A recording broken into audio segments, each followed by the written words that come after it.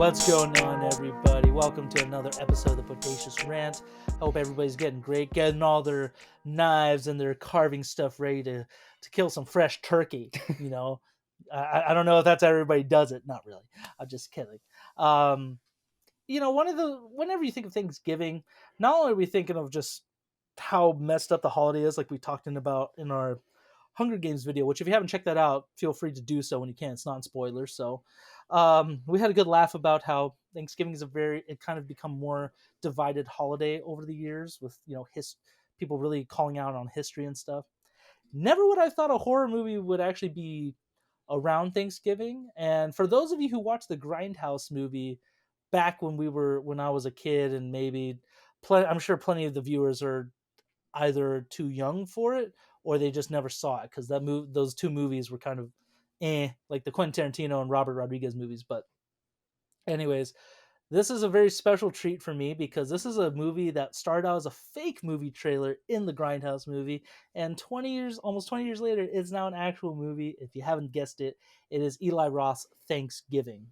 And again, non-spoiler review, everyone. So don't forget to give us a like, ring the bell, and of course subscribe. We really appreciate it, especially all these things of Thanksgiving and being thankful for you all. And if you don't, then you should watch the movie and see what happens because that's what very well could happen.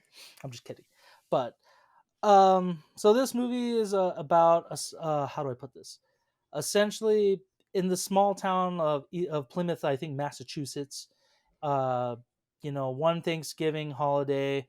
It kind of plays on the old school fact of like how stores used to. I think plenty of businesses still open on Thanksgiving Day, like later in the night, for Black Friday sales and stuff. Essentially, on a Black Friday sale, before Black Friday, um, some people end up getting hurt and dying at this big like Walmart ripoff chain, and then a year later, someone is exacting the revenge because of that holiday, hence the name Thanksgiving. And it's got a pretty interesting cast. Again, this is one of those things. I'm like, it's plenty of unknowns with it, but also some people I was able to pick out. I mean, namely the main actor that I know without a doubt is Patrick Mhm. Dempsey. He's an '80s favorite, and he was also in Grey's Anatomy, which I did watch when I was a child. And other than that, the other actors, I can't really think of anyone I've ever seen. I know that that one person, Addison Rae, is in it. I've never seen her in anything else. I know of her from like social media and stuff. I don't know if you've ever seen her in anything, Burn, but um, other than that, it does have that one guy that I've always seen in a lot of movies, where Rick Hoffman. He's in that show Suits, but also he was in like Cellular and a bunch of other stuff where he always played a douche. So it's kind of funny to see him in like a more normal character, I guess, if that makes sense. Kind of douchey still, but it's fine. Um, and it's one of those things like Eli Roth. He's one of those directors in the business where he's made a lot of gruesome stuff. In my opinion, Bern, I know we were talking about this when we saw it. This was not that gruesome to me. I thought this was actually a pretty tame version of it. I know, Bern. I'm sorry. um, but it was a fun movie. I thought it. There were some elements. This is definitely a movie that's very dark humor esque, and the original trailer kind of does play along that more like cheeky kind of humor. Like the old trailer was just straight up more sexual, basically soft core. It's basically like a typical '80s like horror movie where softcore porn mixed with violence and stuff. This one's not like that though, and some of the kills were pretty fun. The killer was actually kind of neat. We're dressed up as just all black with a John Carver mask and a hat. And overall, I thought it was enjoyable. Bern, what did you think of this movie? Yeah, I mean, look, this is one that kind of flew under my radar for a lot of the year until you told me about it and referenced that it was one of those Grindhouse movie trailers that came out years ago. I didn't even remember that. The one I remembered the most from those was Machete, and that one obviously got a couple of movies, full on movies adapted from that fun little trailer. So it's pretty cool that they've gone back to that and sort of like thought about maybe expanding those things. I wonder if we'll get it even any more of those. I know Edgar Wright did one called Don't, which would be pretty fun to see him do like a horror adaptation of that, like a full on thing. But that's besides the point.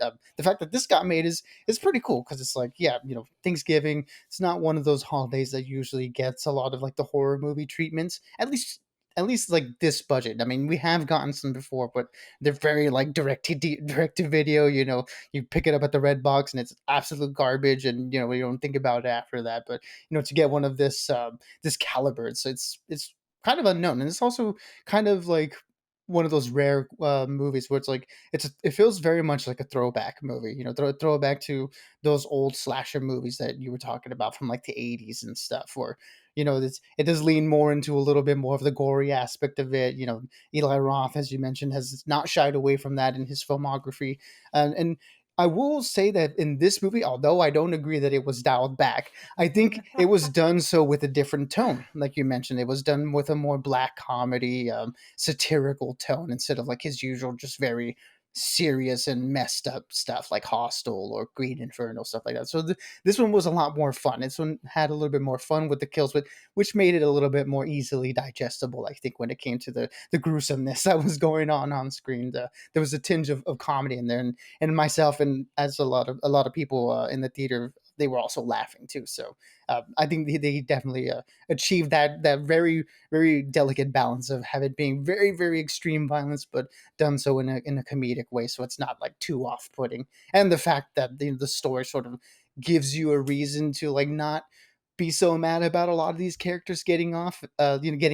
Yeah, it's good. It works in that aspect, I think. So I think he definitely achieved what he wanted to do in bringing that old school style slasher horror movie in the modern times. I think he did a pretty good job of that. Where it doesn't work for me as much as unfortunately in the third act, and I think the third act was it hasn't happened a lot, but this is one of those things where or one of those moments where it feels like the way that the movie ended really ruined the rest of it for me, unfortunately. And I mean, I won't say anything more without spoiling it, but yeah, I was really enjoying it for the majority of it, and once we got into those last 20 to 15 minutes, it absolutely fell apart for me, unfortunately. That's fair. I mean, it kind of ended like a typical horror movie for me. So I didn't mind that all often. But like I said, I was going into this thinking it was gonna be way worse than what it was going to be, like violence wise and stuff. So because Eli Roth, he's definitely borderline like sadist, when it comes to, or masochist when it comes to his violence. But this time it didn't feel like that. So I was like, okay, I can get behind this. And his storytelling has changed a lot over the years, specifically like this movie.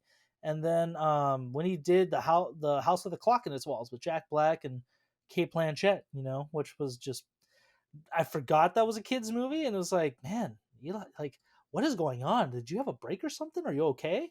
But either way, this movie's doing really well ratings wise, so I'm really happy for him on that aspect, and I'm glad that this is another one that it got made because he did that trailer. Rob Zombie did the Werewolf Women of the SS, and like you said, Edgar Wright did the Don't trailer. So I wouldn't mind a Werewolf Women of the SS movie with Sherry Moon Zombie, all those Rob Zombie actors that he works with. And then Don't would also be fun, just because I didn't realize Edgar Wright did it, but that would explain why like Nick Frost is in it. That one English actor from Hot Fuzz and Bad Teacher, I forget her name, but that would explain why they were in it. I didn't put two and two together like that. But um, having said all that, while the kills were pretty interesting, it had some humorous moments, and most of the kills were pretty justifiable in the movie. There were definitely a good few where I was like, yeah, they have that coming. I'm gonna give it a 3 out of 5.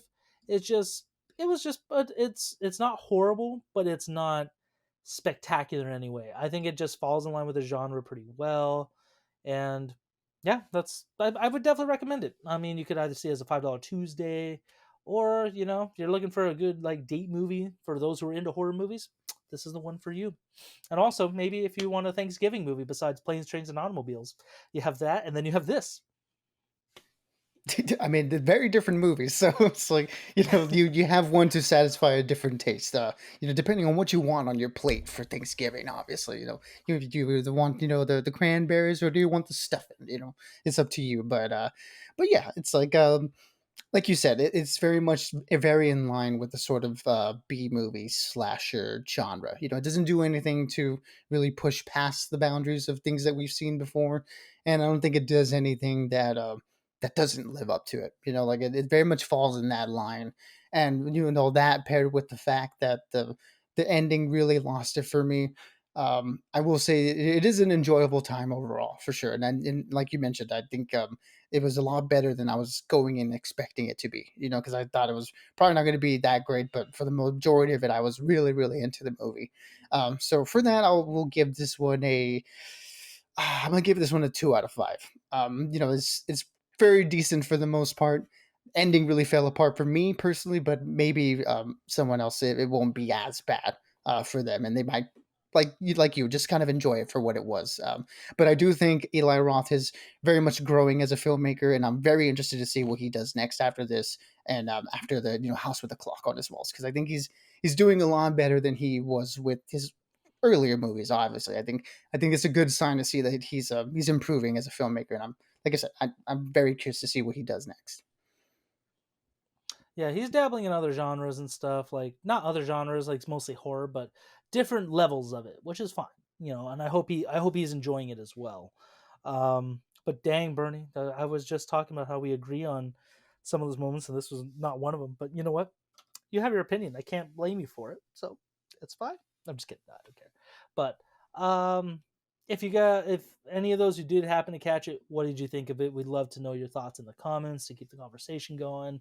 Did you enjoy the gore as much as I did, or did you think it was kind of tame? Because yeah, like I said, I still stand by the fact it was a pretty tame movie by Eli Roth standards and stuff. So you can even comment on that too. I would love to know that. But until next time, everyone, like I said, we still have our next goal wins review. And again, if you haven't caught Hunger Games review, it's out now, so you can check that out. And yeah, stay tuned for more content that we're watching. Legacy of the Monsters dropped this last week as well, and it's really good. So if you have Apple TV, super worth to watch it. And then also Scott Pilgrim on Netflix, so keep an eye out for that review coming up. But until next time, everyone, stay bodacious and keep on ranting for us. Absolutely, everybody. Be good, be safe, and as always, we'll catch y'all on the next one.